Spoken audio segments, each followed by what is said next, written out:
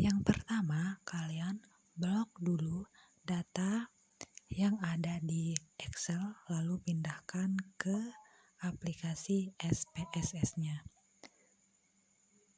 Kita copy, lalu kita paste ke aplikasi SPSS. Nah, setelah itu kalian klik menu variable view. Di menu name kita tulis X1, X2, dan Y. Kemudian di label kita taruh X1 pengaruh motivasi, X2-nya kesiapan kerja, dan Y-nya adalah kinerja karyawan. Nah, di menu measure kita ubah menjadi scale semuanya. Nah, kemudian balik ke data view. Klik menu analyze, kemudian pilih regression, kemudian linear. Lalu masukkan Y ke kolom dependen dan X1 dan X2 ke kolom independen. Lalu klik save, lalu klik understand the result, lalu continue, dan oke. Maka akan muncul hasilnya, tapi kita abaikan saja dulu. Kita klik menu analyze lagi, lalu klik non parametric test, lalu klik legacy daily, terus klik runs. Nah, akan muncul tabel lagi, masukkan understand the result ke tabel test variabel, klik median, dan lalu oke. Maka akan muncul hasilnya.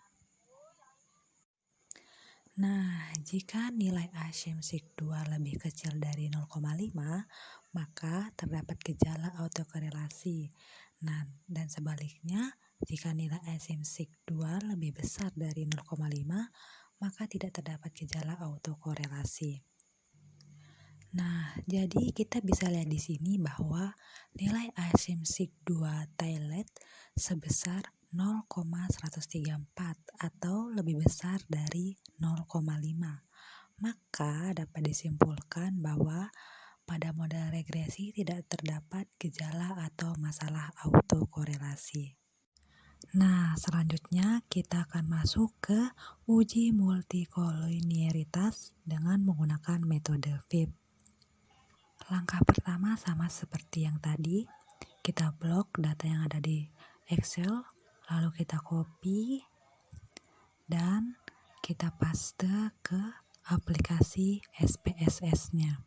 Nah, kemudian klik menu variable view, ubah menjadi X1 di tabel name, lalu X2 dan Y. Kemudian kita kasih nama di label yang X1, kita beri nama pengaruh motivasi. Dan yang kedua, kesiapan kerja. Dan yang ketiga, kinerja karyawan. Lalu kita ubah di menu measure, kita ubah ke scale semuanya. Nah, setelah itu kita balik ke data view. Kita klik menu analyze, terus regression, klik linear,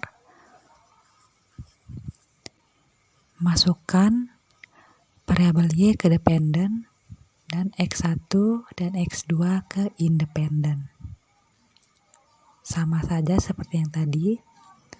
Kemudian klik menu statistik, lalu centang concatenate diagnosis, lalu klik continue dan oke. Nah, akan muncul hasilnya. Nah, kita bisa lihat di sini pada tabel koefisien. Nah, di sini kita bisa lihat bahwa nilai fivx1 adalah 2,565 dan nilai fivx2 adalah 2,565. Dan semuanya lebih kecil dari 10 sehingga tidak ada masalah multikolinearitas yang terjadi. Nah, kemudian kita akan lanjut ke uji heterokedastisitas dengan menggunakan metode scatter plot. Langkahnya sama seperti tadi. Kita masukkan data yang di Excel, kita copy, dan kita paste ke aplikasi SPSS. Nah, kemudian kita ke menu variable view, kita ganti name menjadi X1 dan X2 dan Y.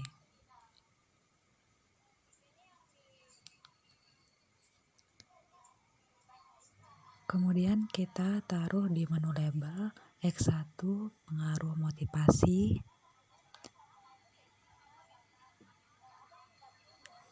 X2 kesiapan kerja,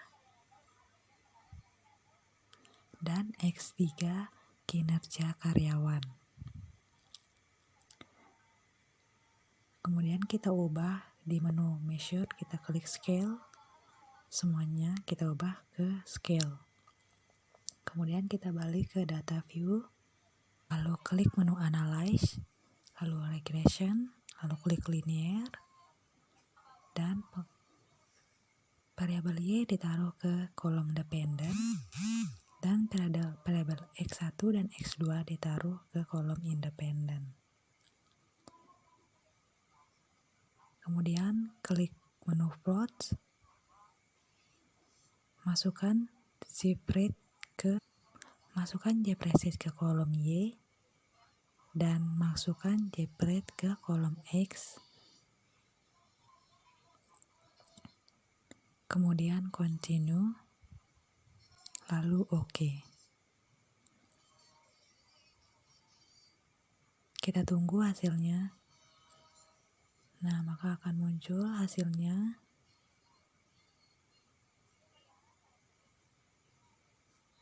Nah, kita bisa lihat di sini ada hasilnya, ada seperti tabel scatter plot. Nah, di sini kita bisa lihat bahwasanya titik-titik data yang di atas ini itu menyebar dan dapat disimpulkan bahwa tidak terjadi gejala heterokedastisitas.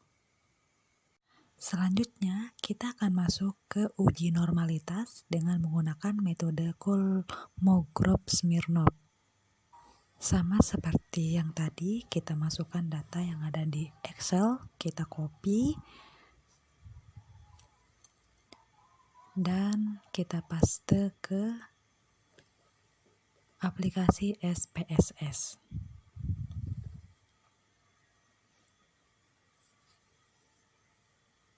Nah, kemudian kita ke menu variable view, kita taruh X1 di menu name, X dan X2 dan Y. Kemudian kita kasih nama di menu label X1 pengaruh motivasi,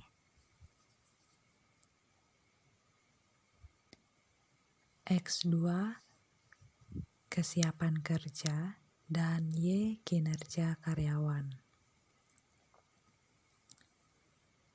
Lalu kita ke menu measure, kita ubah ke scale semuanya. Lalu kita kembali ke data view, kita klik menu analyze, lalu regression, lalu klik linear, lalu masukkan variabel Y ke dependent dan X1 dan X2 ke kolom independent. Lalu klik save dan centang residual di Ensemble Rigid, lalu continue, lalu klik OK.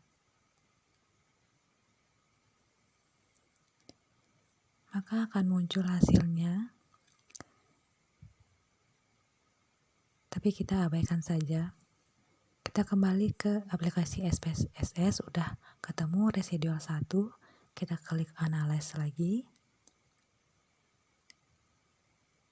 Lalu kita klik confirmatic test. Lalu klik legacy dialog. Dan kemudian klik satu sampel QS.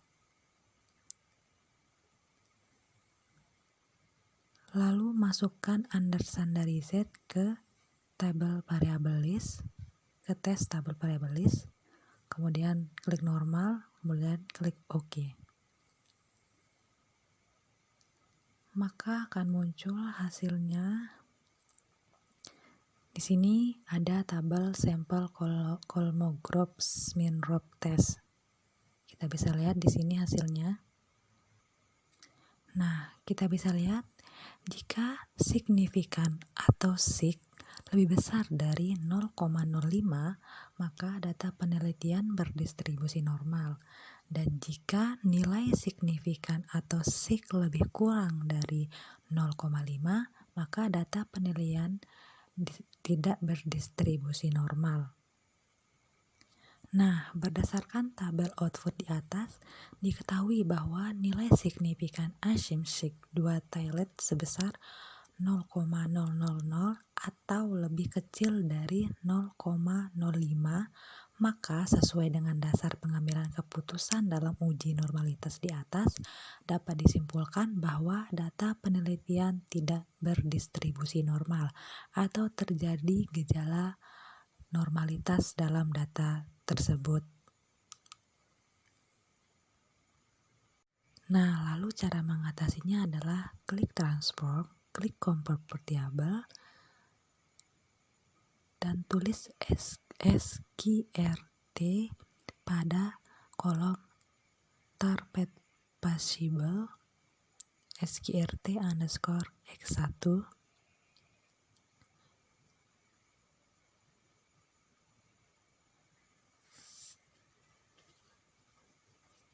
Kemudian klik All di menu Foundation Group. Lalu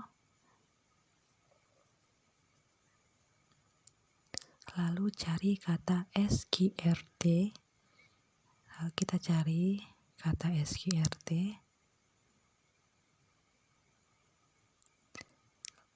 Lalu diklik 2 kali.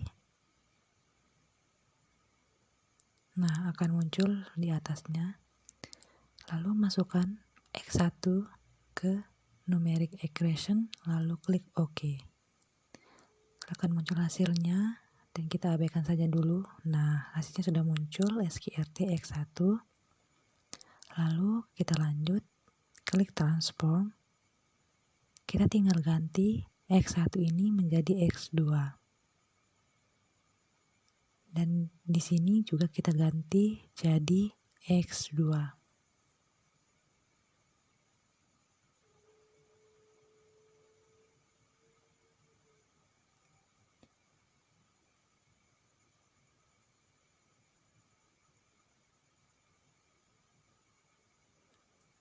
Oke, lalu klik OK. Nah, hasilnya akan muncul. Kita abaikan saja, sudah kelihatan. Lalu kita klik transform lagi. Kita ganti X2 menjadi Y.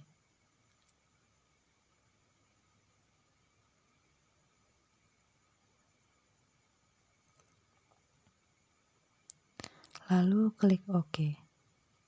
Nah, hasilnya akan muncul, tapi kita abaikan saja.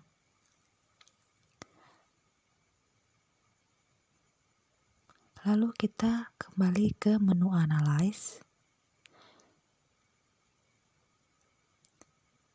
Pilih Regression, lalu Linear. Lalu kita keluarkan kinerja karyawan dari kolom dependen dan masukkan SQRT underscore Y ke kolom dependen dan keluarkan X1 dan X2 dari kolom independen, lalu masukkan SQRT X1 dan X2 ke kolom independen. lalu klik Save, klik Understand the Result, dan Continue. Lalu klik OK. Maka akan muncul hasilnya. Kita abaikan saja. Di sini sudah ada residual 2-nya. Kita klik Analyze lagi. Kita klik Numeric Test. Kita klik Legacy Dialogs. Lalu klik satu sampel QS. Lalu keluarkan Understand the Result dari kolom tes variable list, lalu masukkan Understand the Result yang kedua ke kolom Understand the Result list, kemudian klik normal dan klik OK. Lalu akan muncul hasilnya seperti ini. Kita bisa lihat di sini. Nah, di sini bisa dilihat bahwa nilai signifikansinya atau nilai signifikan Asym-Sig2 tilde-nya masih kurang dari 0,05. Maka data penelitian ini benar-benar tidak berdistribusi normal, meskipun kita sudah mencoba untuk mengatasinya, tetapi hasilnya tetap saja kurang dari 0,5. Jadi dengan demikian asumsi atau persyaratan normalitas dalam model regresi sudah terpenuhi. Sekian dari tutorial penjelasan video yang saya sampaikan. Terima kasih telah menonton dan Assalamualaikum warahmatullahi wabarakatuh.